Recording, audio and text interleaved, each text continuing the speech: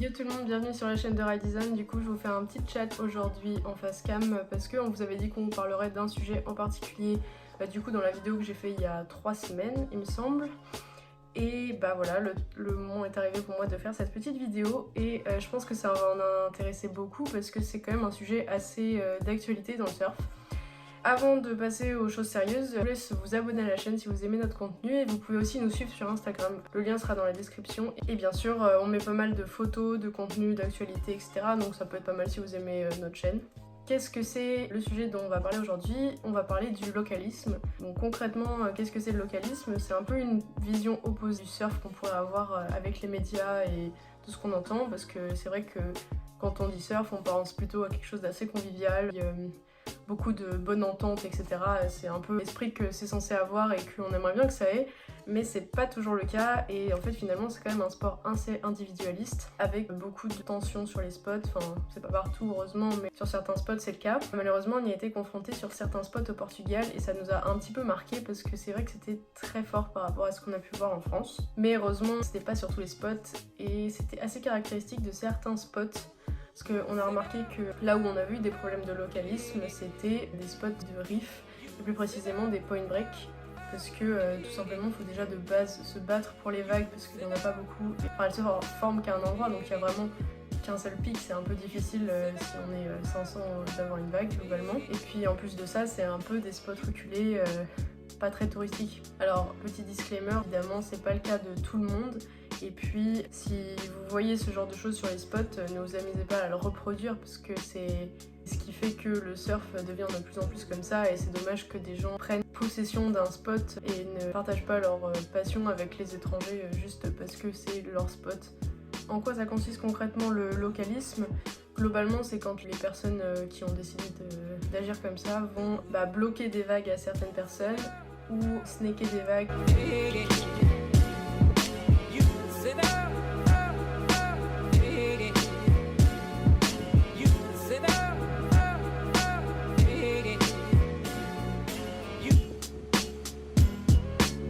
Puis après aller discuter de manière pas hyper sympathique avec la personne qu'ils ont snaké, ou même des fois ça peut créer des accidents parce que c'est dangereux globalement. Et puis ça crée des tensions sur le spot, etc. Là, globalement tu sors dans une mauvaise ambiance, t'as peur de prendre les vagues si t'es pas du coin ou des trucs comme ça.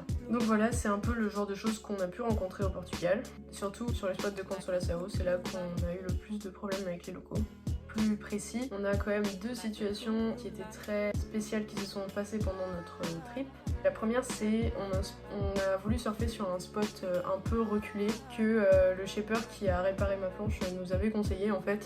On s'est dit vas-y on va tester et tout, en plus il n'y a pas grand monde, les vagues avaient l'air vraiment pas mal. On arrive sur le spot, etc, on se met à l'eau, là il y avait un autre français en fait avec nous sur le spot et d'autres portugais.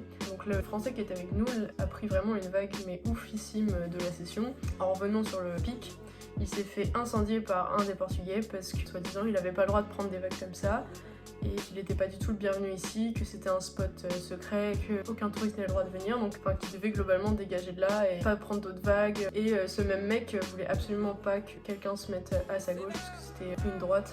Du coup, fallait être le plus à gauche possible pour prendre la vague. Personne devait se mettre le plus près du pic à part lui, il engueulait tout le monde, etc. Donc voilà. Ça c'est typiquement un exemple de localisme débile qui me fout la mauvaise ambiance sur un spot alors que tout le monde pourrait juste s'amuser. Et fort heureusement quand il est parti, un autre local est arrivé et lui c'était vraiment complètement l'inverse. Il en avait marre qu'il y ait cette ambiance globalement sur le spot, donc il était hyper sympa avec tous les touristes. Il nous a vraiment expliqué comment fonctionnait le spot, il nous encourageait à prendre les vagues et tout, donc vraiment ça hyper sympa. Et puis lui il voulait vraiment mettre cette ambiance là sur le spot et pas du tout l'ambiance que l'autre gars avait donnée.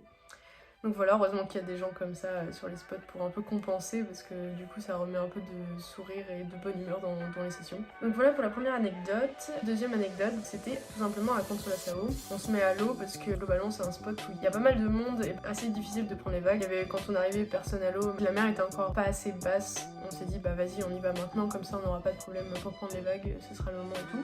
Donc 30 minutes de session au début, on arrive, très bonne vague, on a vraiment pris des super vagues, etc. etc. Et puis on était avec des Portugais hyper sympas, discuter avec eux, nous disaient ouais t'aurais dû prendre celle-là, elle était trop bien, machin. Enfin voilà, hyper cool. Et puis là t'as le local, enfin qu'on voit globalement tous les jours depuis qu'on a surfé là-bas. Donc ça faisait à peu près une semaine qu'on était là-bas. Donc le local arrive, il tire la gueule, il dit bonjour à personne quand il arrive sur le spot. Tout le monde était un peu tendu du coup quand il est arrivé. Il commence à ramer pour une vague, sauf que Alex se place aussi pour ramer sur la même vague. Globalement ils étaient assez côte à côte, donc il n'y avait pas trop d'histoire de priorité, etc. Et même de toute façon ils étaient en train de ramer sur la même vague et personne n'était dessus encore. Et puis là le mec s'engage et hurle, mais vraiment il hurle sur Alex.